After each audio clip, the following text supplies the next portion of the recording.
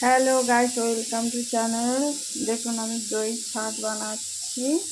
আজকে সানডের বাজারে আমাদের মাটন কারি হয়েছে। আর দইটা আমার করে নিয়েছি, ফ্রিজ থেকে বের করে ঢেলে নিয়েছি। দেখুন বন্ধুরা,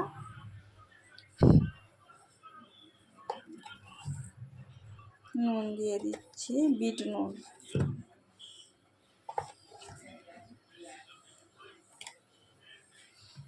এখানে শসা, পেঁয়াজ, কি বলে কাঁচা লঙ্কা, ধনেপাতা, টমেটো ছোট ছোট করে কেটে রেখেছি।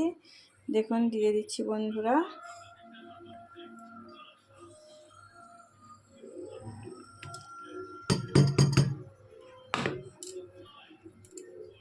মিক্স করে নিচ্ছি। দেখুন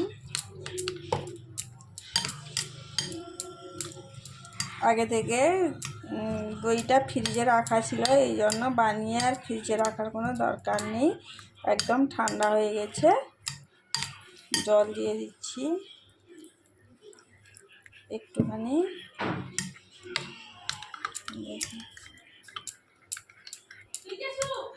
ভাতের সঙ্গে খেলে ভালো লাগবে।